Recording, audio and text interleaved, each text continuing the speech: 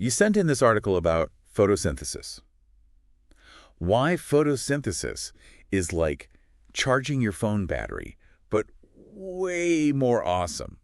And wow, Yeah. it really does make you think about it a bit differently than Oh, absolutely. high school biology. Yeah, this source really breaks it down Yeah. into something we can all relate to, so... So are you ready to have your mind blown about how plants basically charge themselves like our phones, but way cooler. way cooler? Absolutely. I'm ready. Let's do it. Okay, I'm in. Okay. So the article starts with this whole analogy of like a dying phone battery.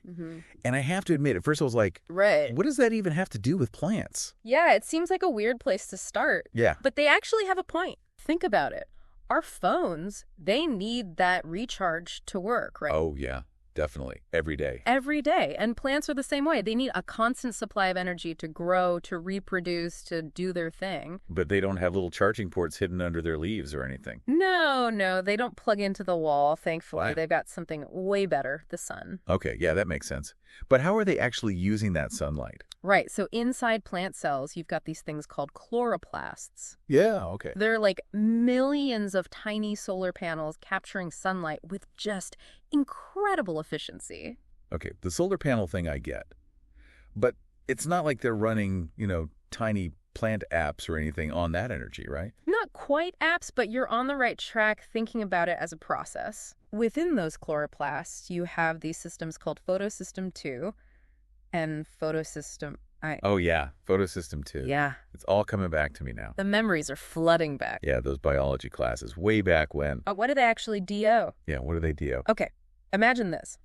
You plug in your dead phone, Every day. and you see that, initial burst of energy. Oh, yeah. That little notification's like, yes, Yes. that's photosystem 2. Okay. It's capturing that light energy, and it uses it to split water molecules. Okay, so it's splitting water, like H2O. Yeah, and get this. That releases the oxygen we breathe Wait, hold on. I'm breathing. as a byproduct. I'm breathing because of plants. You're breathing because of plants. Wow, those house plants are suddenly looking a lot more important. Exactly. They're like a little oxygen factor. Oxygen factories. Yeah. Amazing. But what about the energy part? Right. So that initial burst from photosystem 2, Yeah. that gets passed along to photosystem. Okay. Think about it like this. Your phone's been charging for a while. Yeah. And you feel that, satisfying power boost. Oh, yeah. It's like halfway there. You're like, okay, now we're talking. Right. That's photosystemi. It's using that energy to create NADPH. NADPH. Big word. Yeah, I remember that from somewhere. But basically, it acts like a delivery truck. A delivery truck. Yeah, carrying these little packets of energy to different parts of the plant cell. So it's like, okay, we got the sunlight, we split the water, Oxygen. oxygen, right? Out it goes. And then photosystemize Packages it up. packages it up. NADPH trucks are on their way. On their way. To do Yeah. what? Okay, those little NADPH delivery trucks, Yeah. they're heading somewhere important, right? What are they actually delivering all that energy to? It's not like, Tiny plant disco balls. okay, not plant disco balls. Well, now I kind of want to see that Right. little flashing chloroplasts. But seriously, what's happening with all that energy? This is where the real magic happens, the Calvin cycle. Calvin cycle. Okay, the source mentioned that, and I have to admit, it sounded a bit intimidating.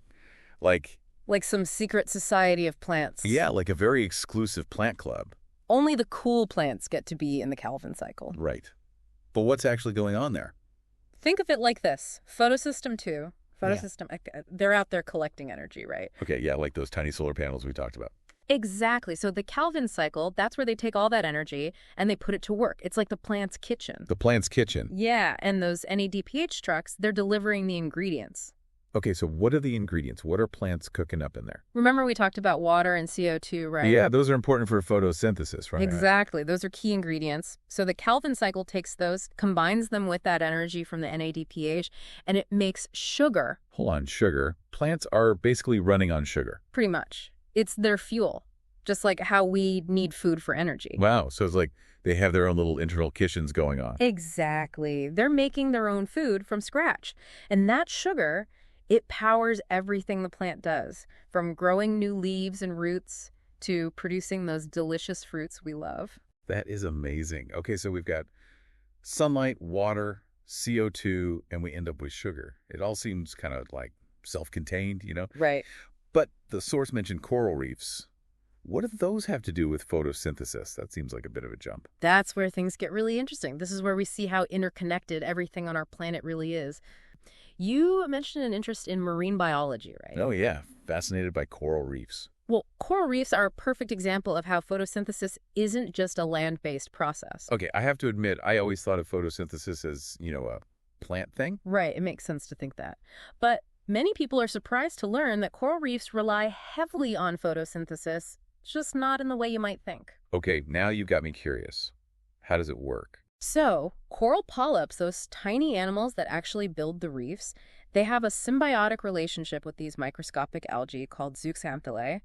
These algae live within the coral's tissues. So it's like a roommate situation. Exactly, a very beneficial roommate situation. The coral provides the algae with a safe place to live and access the sunlight, kind of like paying their rent. Right.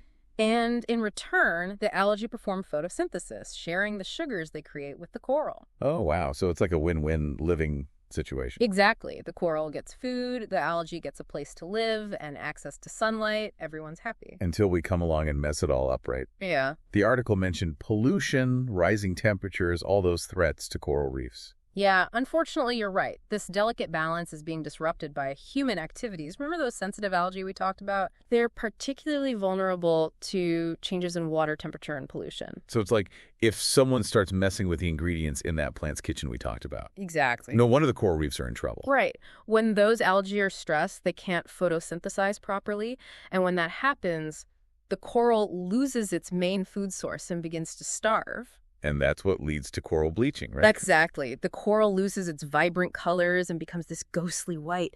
It's a very visual reminder of the impact we're having on these delicate ecosystems. It's incredible and a bit scary how something as seemingly simple as messing with the ingredients can have such a massive impact on an entire ecosystem. It really highlights how crucial photosynthesis is, not just for plants, but for the health of our oceans and ultimately, the planet as a whole. It's like we're accidentally sabotaging the very systems that keep our planet alive. Yeah, and the article really drives that point home, highlighting just how real the threats to photosynthesis are, especially from, us, from human activity. So beyond messing with the ingredients like we were talking about, what are some of the biggest dangers the article mentioned? Well, pollution is a huge one. Think about things like industrial runoff, agricultural chemicals, even plastic waste. It all ends up in our waterways and ultimately, the ocean. Right. And those pollutants, they can poison those microscopic algae that are essential for photosynthesis, especially in coral reefs. And that leads to those, Devastating. Yeah, those devastating bleaching events. Yeah. It's heartbreaking, really. You see these incredible ecosystems, so vibrant, so full of life and color. And to think that they're being reduced to, this ghostly white because we're not paying attention to what we're doing, it's really something. It really is. It's a stark reminder that our actions have, these ripple effects. And it's not just pollution. Climate change is also a major, major threat. Oh, right, because of the rising temperatures. Exactly. Rising sea temperatures driven by, all those greenhouse gases Right. put immense stress on those temperature-sensitive algae. So it's like we're turning up the heat in the plant's kitchen, Right. making it impossible for them to even function. Exactly. And when those algae can't photosynthesize, the entire ecosystem suffers. Wow. So it's all connected. It really is. But, the article doesn't leave us with a message of doom and gloom, thankfully. Okay, good. It really emphasizes that we have the power to make a difference. Okay, so what can we do? Because it feels like, such an overwhelming problem sometimes. Oh, absolutely. It can feel that way. But even small changes, they can have a big impact, believe it or not. Reducing our carbon footprint, driving less, conserving energy, supporting sustainable practices. These all contribute to a healthier planet. Right. And even just being mindful of what we put into our environment, from the products we buy to how we dispose of our waste, it can make a real difference for those delicate ecosystems. Okay. It's good to hear that we can do something. Yeah. That it's not just, a hopeless situation. Definitely not. And, this article really does a fantastic job of reminding us that even though, we might not see it happening every day, photosynthesis is this incredible process, this miracle even, that sustains us all. Yeah. And I think that's really important to remember. So, listener name. We hope this deep dive into photosynthesis has really opened your eyes, not just to the wonders of this process, but also its vital role in our world, in all of our lives. It's a story of interconnectedness, of resilience, and ultimately, I think, of hope. Yeah. Because by understanding the delicate balance of nature, we can all do our part to protect it. Absolutely. And on that note, we'll leave you with a final thought to ponder. We've talked about how plants use sunlight to thrive.